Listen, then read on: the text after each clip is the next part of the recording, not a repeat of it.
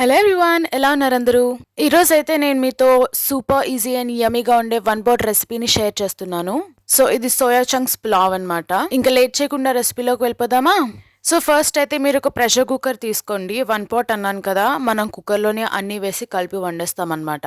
మన అందరి ఇళ్లలో ప్రెషర్ కుక్కర్ అయితే ఉంటుంది కదా ఈజీగా. సో దాంట్లో ఫస్ట్ ఘీ ఇంకా ఆయిల్ ని ఈక్వల్ పార్ట్స్ లో వేసుకోండి. ఆ తర్వాత మన గరం మసాలా ఉంటుంది కదా, హోల్ గరం మసాలా, ఒక 6 లవంగాలు, ఒక చిన్న దాల్చిన చెక్క ముక్క, పలావ్ పువ్వు, పలావాకు ఇంకా జీలకర్ర వేసి కాస్త చిటపటలాడాక మనం ముందుగా తరిగి పెట్టుకున్న ఒక ఉల్లిపాయను వేసుకోవాలి. ఉల్లిపాయను అయితే సన్నగా తరుక్కోవాలండి, లేదంటే మన పులావ్ లో గ్రేవీ లాగా అయిపోతుంది అనమాట అది.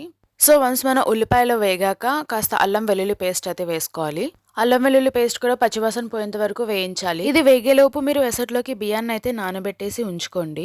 ఈ లోపు మన అల్లం వెల్లుల్లి పేస్ట్ కూడా వేగిపోతుంది. సో ఇందులోకి ముందుగా సన్నగా తరిగి పెట్టుకున్న ఒక టమాటా ఇంకా 2 పచ్చిమిరపకాయలు అయితే వేసుకుని దాన్ని కూడా ఒకసారి వేగనివ్వండి. ఇందులో పచ్చిమిరపకాయలు నేనైతే తక్కువే వేస్తున్నానండి, ఎందుకంటే నేను తర్వాత బిర్యానీ మసాలా యాడ్ చేస్తాను కదా, అందులో ఉన్న స్పైస్ సరిపోతుంది నాకు. ఇదంతా ఒకసారి బాగా వేగాక మనం ముందుగా తరిగి పెట్టుకున్న క్యారెట్ ముక్కలు, బంగాళదుంప ముక్కలు ఇంకా మీ దగ్గర ఉంటే పచ్చి బఠానీ కూడా వేయండి.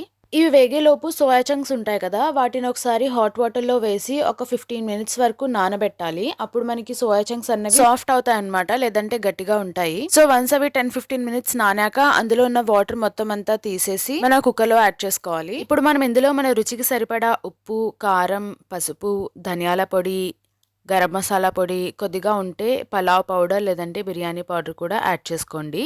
టేస్ట్ మనకి మంచిగా వస్తుంది అనమాట.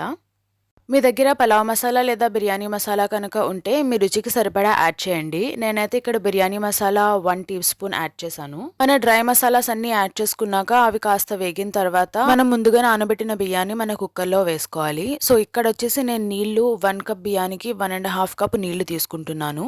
ఇందులో అయితే నేను డైలీ వండుకునే సోనా మసూరి రైస్ వేస్తున్నానండి. నేను వాటర్ క్వాంటిటీ దానికి సరిపడా చెప్పాను. మీరు వేరే రైస్ ఏదన్నా వేస్తే దానికి సరిపడా వాటర్ మీకు ఎంత పడుతుందో చూసి వేసుకోండి. ఇప్పుడు లాస్ట్ లో మనం ఇందులో తరిగిన కొత్తిమీర వేసుకొని కుక్కర్ విజిల్ అయితే పెట్టేయాలి. ఒక 4-5 విజిల్స్ వరకు మీడియం టు హై ఫ్లేమ్ లో వండాలి. దానికి అదే చల్లారిన తర్వాత ప్రెషర్ అంతా పోయాకనే ఓపెన్ చేయండి కుక్కర్ ని. అప్పుడే మన రైస్ పొడి పొడిగా ఉంటుంది, మెత్తగంటకుండా.